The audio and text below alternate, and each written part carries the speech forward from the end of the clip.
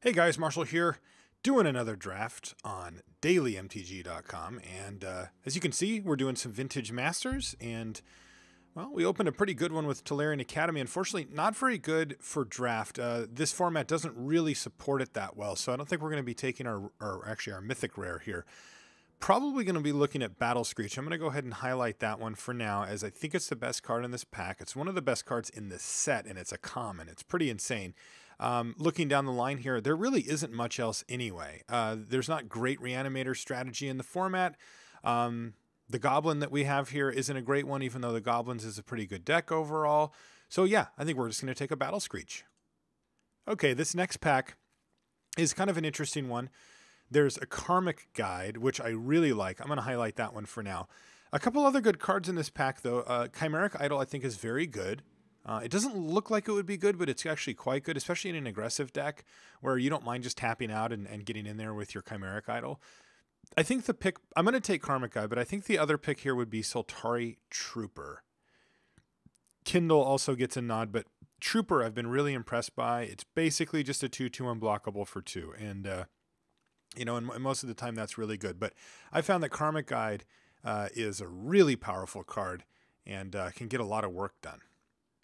Not a ton going on. There's a Taiga, and I like that. I like staying open on my colors. It's a good card to have in my collection. There's also a Deft Blade Elite, which can be good in an aggressive deck. It isn't always, but it usually does its work. Mesmeric Fiend I like Carnophage. I like Findhorn Elves. There's a lot of cards in this pack that are pretty good. Brindleshote's just okay. I think I'm just going to take the Taiga and try to stay open on our colors here. Okay, we pick up a couple of options here. Nothing really jumping out, though. There's Findhorn Elves, Taro's Faithful Shelter, and Radiance Judgment. They're all decent.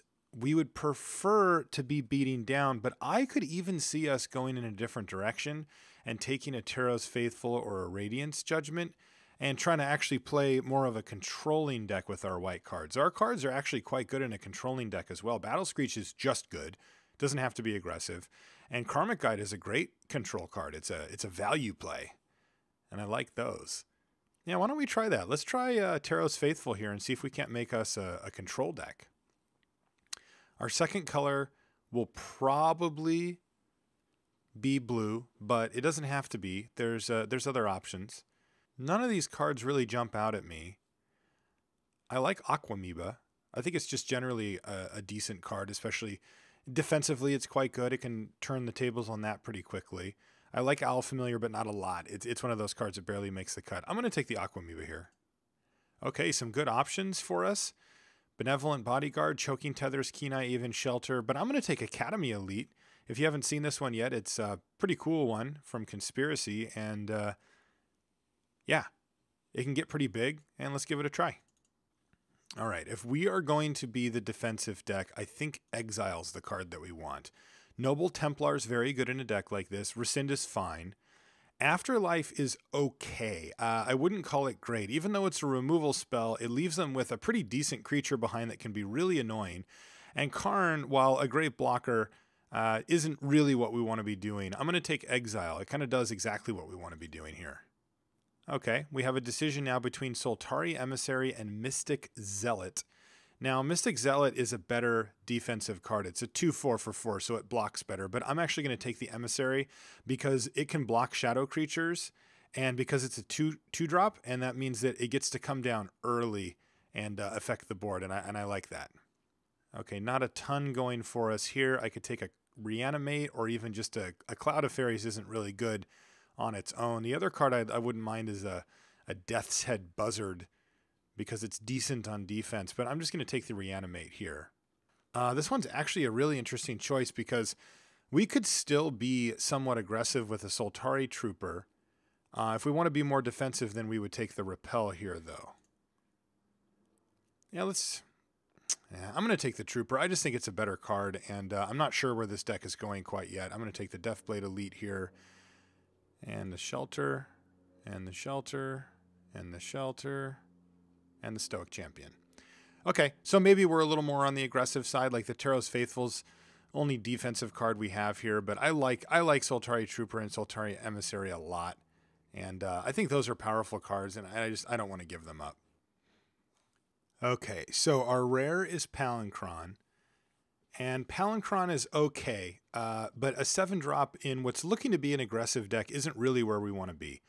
So I think instead I'm going to take this Soltari Emissary here. I wouldn't mind picking up a Repel at some point, but I'm not going to prioritize it. I'd rather have threats like Soltari Emissary. Wild Mongrel also stands out as a card we could look at. In fact, we could go really any color we wanted. Like we could take a Blastoderm here. Like Aquamoeba and Academy Elite are not really compelling cards to keep us in blue, and we don't really have anything else going. So, you know, if I want, I could take a Blastoderm here. I think that wouldn't be too bad. Or a Wild Mongrel. I guess I'll keep it simple and take the Emissary and wait for something to really jump out at us. Okay, this next pack has a Spirit Monger and a Goblin General in it. Spirit Monger is kind of insane, 5 mana for a 6/6. You already had me sold at that, and it's got a whole lot of extra abilities too. But we do seem pretty far away from casting Spirit Monger at this point. Goblin General, though, we could definitely do, though we've already passed on a lot of goblins. It's still early in pack 2, though, and we could do it. I could also just take a Deathblade Elite. I think I just want the Deathblade Elite here.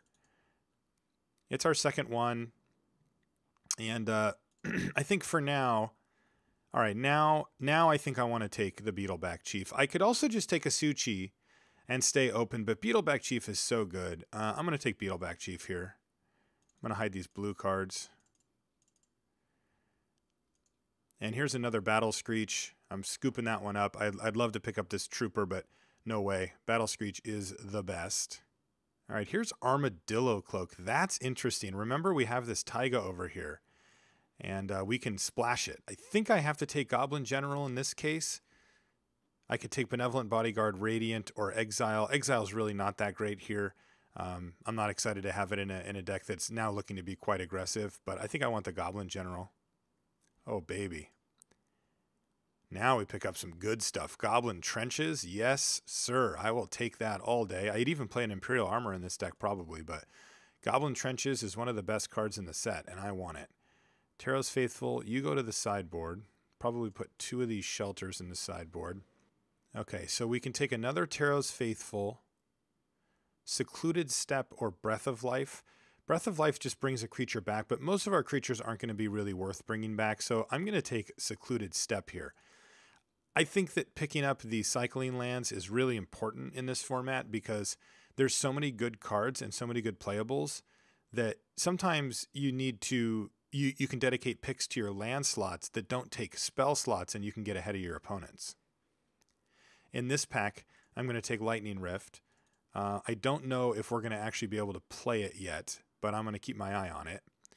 And in the meantime, I'll pick up a Gilded Light that also lets us maybe make Lightning Rift better.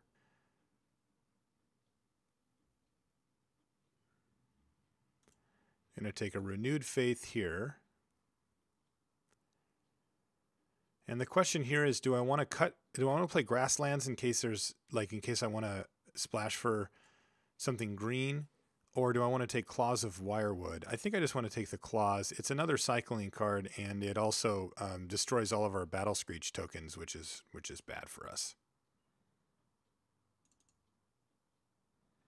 All right, take the Bodyguard here. Sidar Jabari might even make it.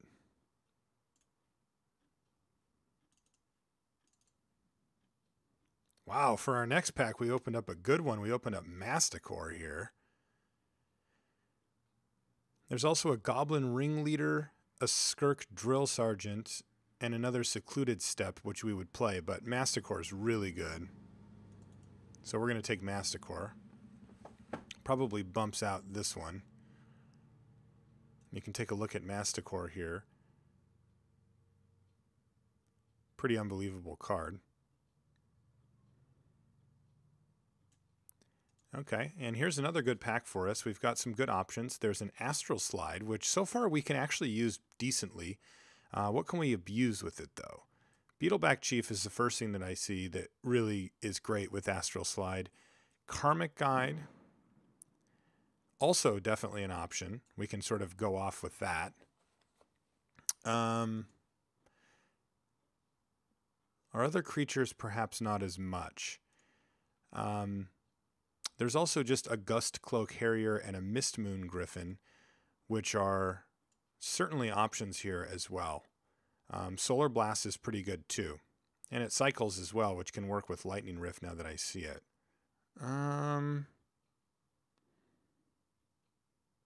Maybe we'll just try the Solar Blast. Okay, a lot of good options here. Another Goblin General, a Soltari Emissary, Gilded Light not so much, but there's also a Forgotten Cave. How many goblins are we making here? None of these are goblins. This is a goblin, and Beetleback Chief is a goblin. So Goblin General's just okay. I mean, it attacks as a 2/2, and it can get kind of out of hand. But it's really not great in this deck, at least not currently. It might still be the best card here, though. Either that or the Emissary. Forgotten Cave does get a nod, but we've only got one Lightning Rift. If we had two, we'd probably just start prioritizing Forgotten Cave and stuff, but I don't think we need to. I really do think it's between this Emissary and this Goblin General.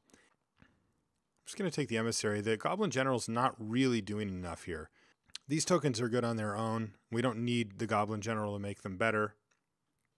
So I think that the General might not even be making the cut here, potentially. I don't know that we need a third Deathblade Elite. I probably just want Chartooth Cougar here to make sure that our mana's okay. Give us a little bit of top-end game if we need it. Okay, this pack's pretty good. There's another Deathblade Elite, but we've already got two of those. Secluded Step, but there's a Flowstone Hellion, which is a really nice little 5-drop. It can battle pretty good, so we're going to take the Hellion. Tough decision here. There's a Falter. Let's see here. We've got basically our 2-drops are unblockable anyway. These go around blockers. This is big enough to get through them. No, I actually think that Falter's not that good in our deck. We could take a Grand Coliseum here and just make sure that our mana is good. We do have a little bit at like double red, double white. We've got a double white down here. Or I could take a Benevolent Bodyguard. I've already got one of those, though. Yeah, I'm just going to take the Coliseum. I like having my aggressive decks have really good mana. You know, I think this might actually be a Reckless Charge deck. With all of these, you know, especially with this guy, you can just get in for so much extra damage. Oh yeah, I'll take a Reckless Charge and see what it can do for us. Okay, Akroma's Blessing or Secluded Step. Probably just take the Blessing here. I think that's just better. This basically can get all of our creatures through. We could, and this is why again we've got the we've got this Taiga over here, and we could splash for Fires of Yavimaya, for example. But I like Akroma's Blessing here quite a bit. Here's another Fires, but again, I think I just want the cycling. And looks like we're in the right color in white. Afterlife, let's just take the Harrier. Let's just beat down. I mean, we could take Mistmoon Griffin, but we're pretty stacked up at 4, so I like the Gust Cloak Harrier. Gilded Light, that's a nice pickup, actually.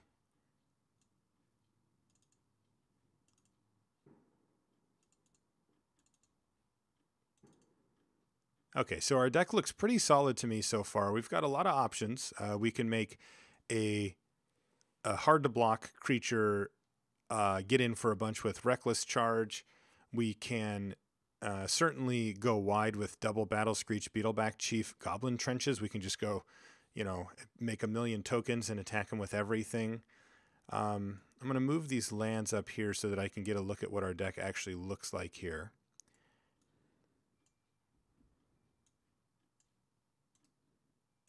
Don't think we want Renewed Faith in the main deck. I don't think we want this Goblin General.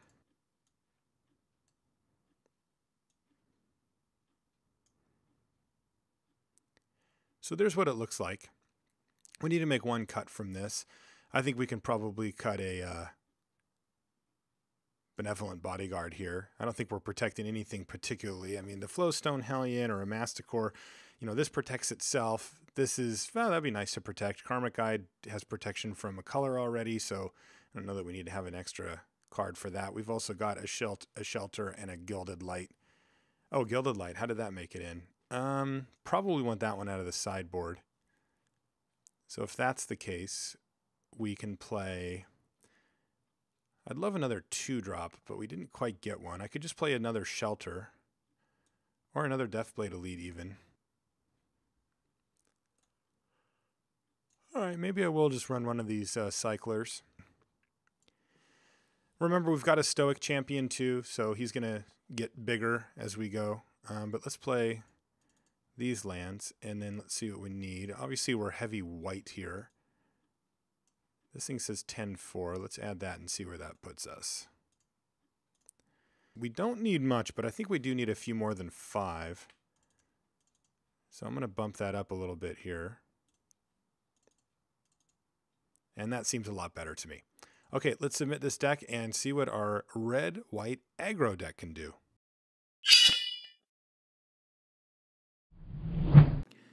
Round 1, Game 1 is all about Masticore, probably the best card in our deck.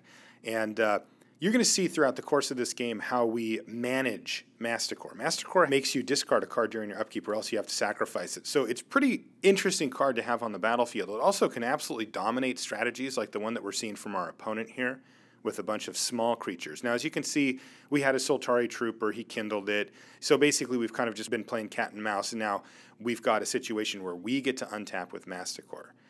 So we're going to start discarding cards here, and starting with a Stoic Champion. This way, we're probably not going to be playing it, and I'm going to start just mowing things down right away. Now, there's not too many cards that I can really think of that protect a creature from a Masticore, but at the same time, I'm going to kill that Goblin General, and I may as well do it now on my turn. Now, this also lets me play the Benevolent Bodyguard, and very interestingly, it lets me attack with both Masticore and my Harrier. So this is a pretty nice swing for me, as my opponent really had what would be normally considered a pretty great start for a Goblins deck, but we've been able to completely turn it around. Now this gets interesting. I actually end up taking an extra damage here from the Goblin token, which I could just kill, because I want to have the opportunity to kill something else. Now, as it turns out, he did present something better to kill with a bird token from Battle Screech. This is really important because taking away one of his white creatures drastically reduces the ability for him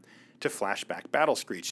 I discard my creature and I draw a Shelter. And in the next turn, I'm actually going to make a pretty neat play with Shelter. I finish off one of the other birds and attack. Now, again, I'm leaving my mana up to keep Masticore protected. I've also got Benevolent Bodyguard as a backup plan. So things are firmly in hand. As you can see, the power of Masticore is great, and it is right now completely dominating this board state, and my opponent seems to have no realistic way to deal with the Masticore. Now, he plays a Noble Templar, which is huge. It's a 3/6 blocker. It's really, really annoying. In the meantime, I'm going to finish off a Goblin token. I took another damage just to make sure that there wasn't something better to hit. And during my upkeep here, I'm actually going to cast Shelter. Now, the reason I'm doing this is because it says draw a card, so I'm going to still be able to discard a card to Masticore. But now I'm going to give it protection from white, and that's going to allow Masticore to attack this turn. So now I'm getting in for 4, 5, 6 damage, and that is going to put my opponent down to 3. I've got a Masticore. I can definitely beat a lot of the draw steps that my opponent has, but I don't want to give them too many. I don't want to give them the opportunity to draw something that can kill my Masticore to get my opponent back in the game. So I'm going to go ahead and try to shut the door. Now, this part gets pretty interesting, too. My opponent plays a Chartooth Cougar. So they've got a 4/4 and a 3/6 against my Masticore. I have to get rid of a Plains, but as you can see, we draw Flowstone Hellion. Now, normally, you'd think, well, I better keep that in hand so I can keep my Masticore, but if you look at the board state, we've got lethal. The Flowstone Hellion actually has haste, and we can just attack for the win.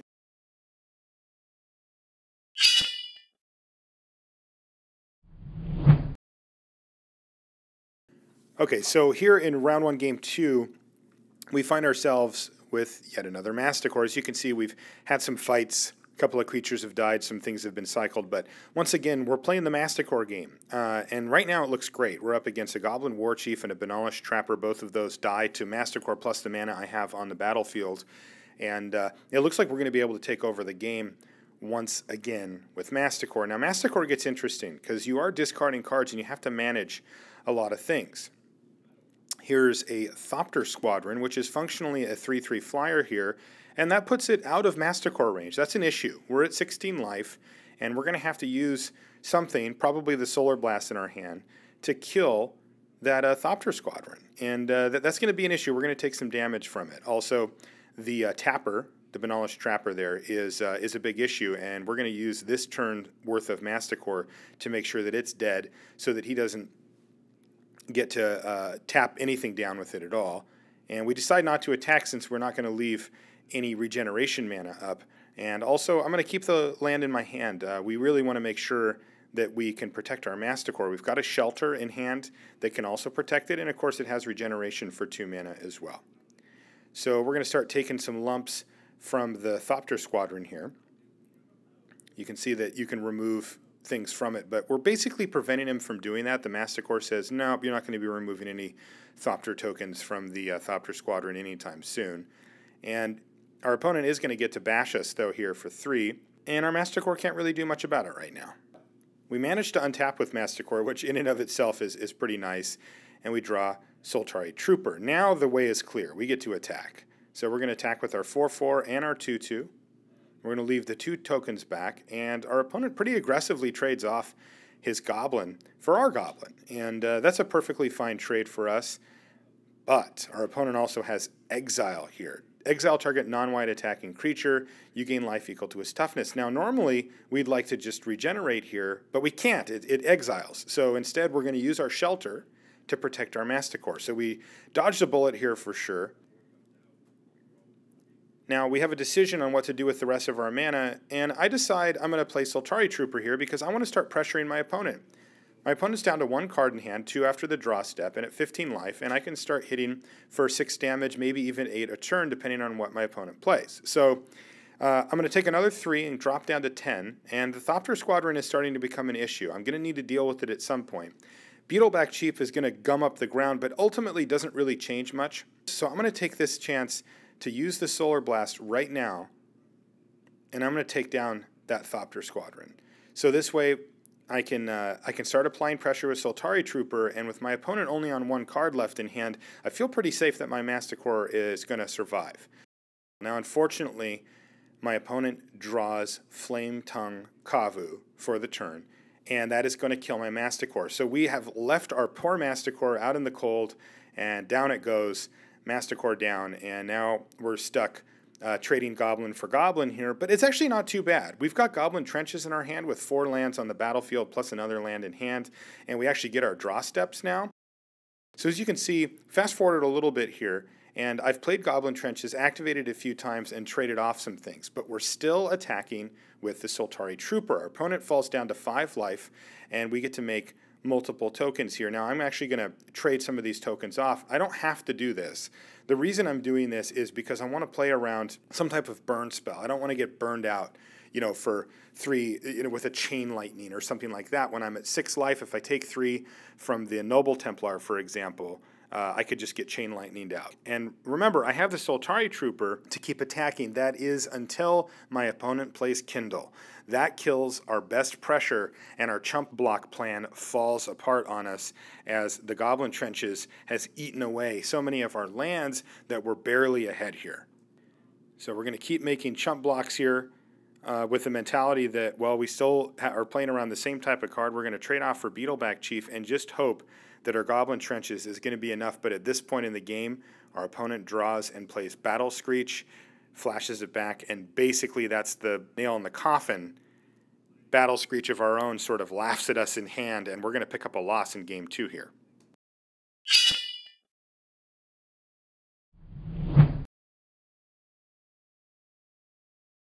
You can take a look at our opener, and wow, we have a nice one here. We've got our Lightning Rift in hand and 2 of our Cyclers. And from what we've seen from our opponent, that can kill pretty much anything that they play. And that is going to become plan A for us here, is to run out the old Lightning Rift on turn 2 and see if we can get abusive.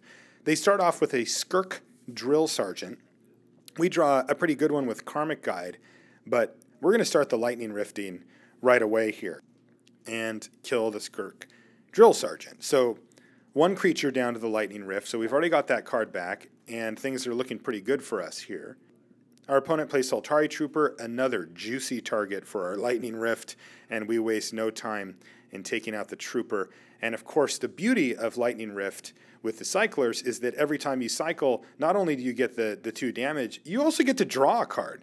We draw one of the best cards in our deck, Goblin Trenches, and we are going to use Goblin Trenches to win this game. We now have a win condition. We've got plenty of lands in hand and on the battlefield. We play trenches. Our opponent decides to use Kindle to kill our Benevolent Bodyguard, which I think is an interesting play. The Bodyguard wasn't really doing much there anyway, but we're going to just start going to town. Plan A is to overwhelm the board. And as you can see, that's exactly what we do. We make tokens, we attack. Our opponent lets us make more tokens, we attack. We make more tokens, including a Beetleback Chief against our opponent's Thopter Squadron. But even a Thopter Squadron, 2 Thopters, and a Click Slither isn't enough to fight 10 Goblin tokens as our opponent gets dropped down to 1. And we get to win the game with both Battle Screech and Karmic Guide still in hand.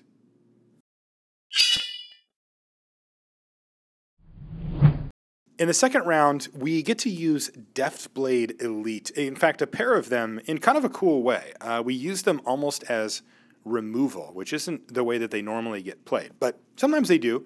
And we're going to use a Reckless Charge here to get in some extra damage. We're going to get in for 5 damage here on the second turn, which is something that Reckless Charge is pretty good at doing. But our opponent plays Nightscape Familiar, and we've got an interesting decision here where we can actually just trade off one of our Deathblade Elites for the Nightscape Familiar. Our opponent doesn't currently have regeneration mana available, and so, yeah, we're going to decide to go ahead and do that.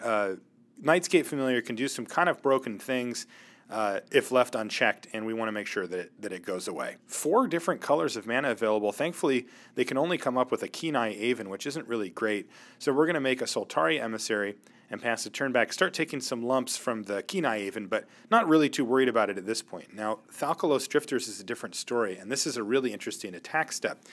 I decide to use Reckless Charge on my Deathblade Elite to provoke Thalkalos Drifters. Now, the worst case scenario here is that my opponent decides to use the Shadow ability and discard a card, and I still get in for 4 damage.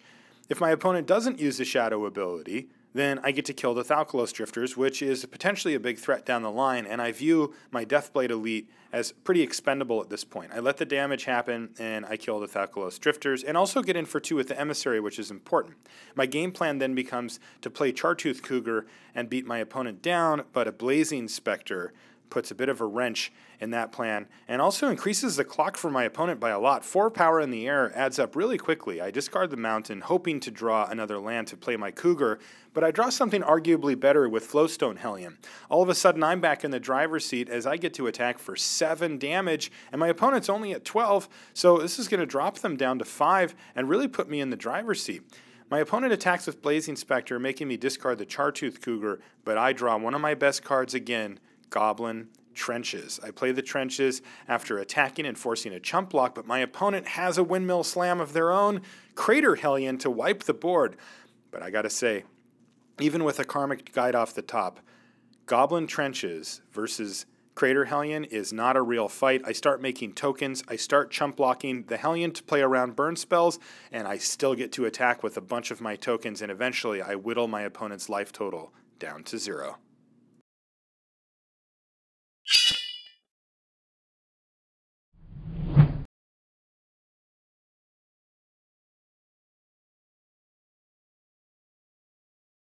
In Match 2, Game 2, I tried to ride 2 Soltari Emissaries to the finish. I leave up Shelter to protect them, I keep activating their ability to keep attacking, and I have one very key turn where my opponent casts Death Grasp targeting me, so I can't use my Shelter. They gain some life, and then I decide to really bury myself by misclicking through my attack step, which basically seals the deal as my opponent is able to beat me a few turns later with the Flyers.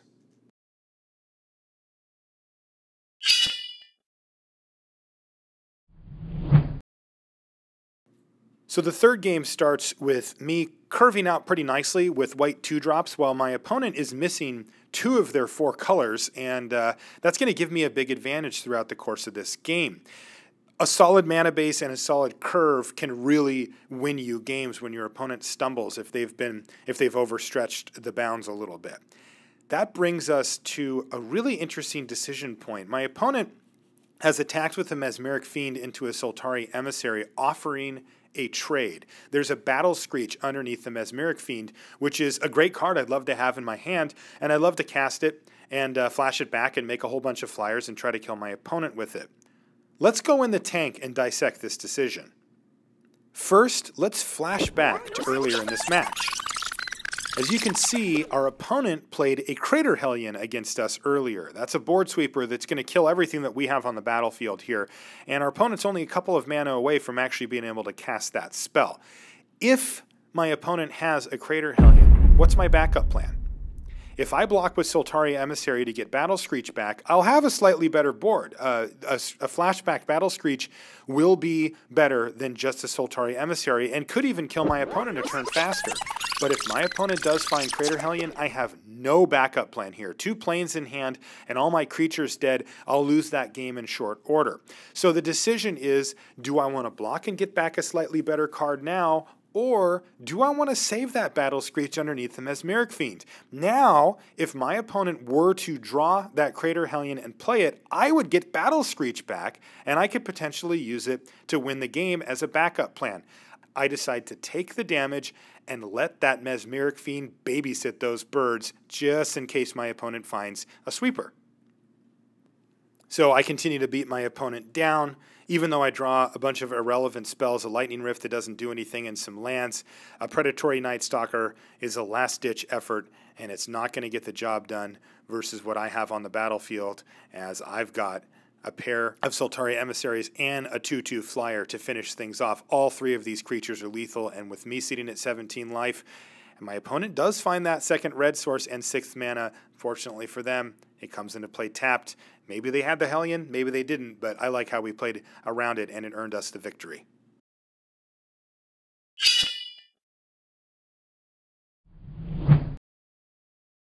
In the finals, we discovered that sometimes Masticore isn't good enough on its own. In this game, I have a Masticore, and Masticore starts doing at least a little bit of work and looking to be pretty good facing down just a Tradewind Rider, but the combination of Ring of Gix plus Tradewind Rider proves too much to handle, as the Masticore can't quite keep up, and ultimately we fall to a big army of creatures.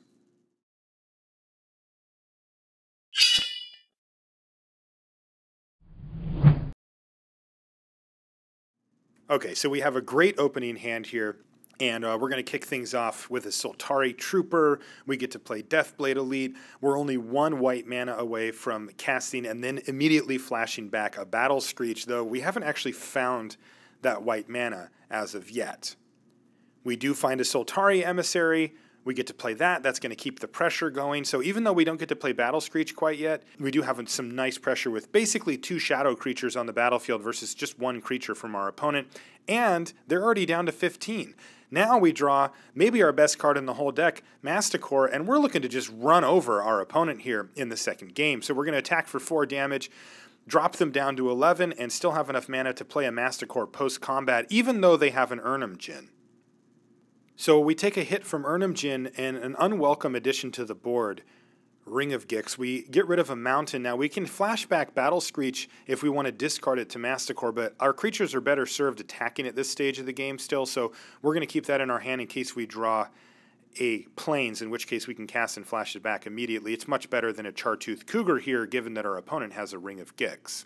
We draw maybe one of our other best cards, Goblin Trenches, and now it's looking pretty inevitable for us. Our opponent taps down Masticore, and we attack with everything.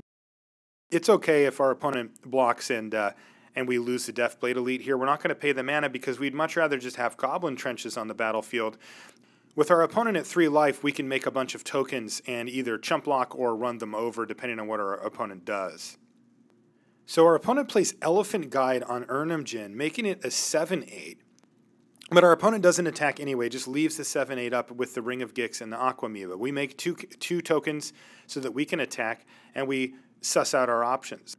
Our opponent taps down our Soltari Trooper and leaves us to attack with everything. As the board sits, we have lethal on board. And I'm thinking, well, we're good to go here, because even if my opponent has some way to bounce one of my creatures, I still have Goblin Trenches to make tokens so that I can chump block the Urnum Djinn anyway. So I attack with everything. And my opponent has Simian Grunts. Simian Grunts means that they're not going to die this turn, but that they're still in a pretty bad position, as they're going to be all the way down to 1 life, and I still have Goblin Trenches and essentially 2 shadow creatures on the battlefield right now. And with the trenches, I can make tokens to chump block. I'm at 10 life. I'm feeling pretty safe.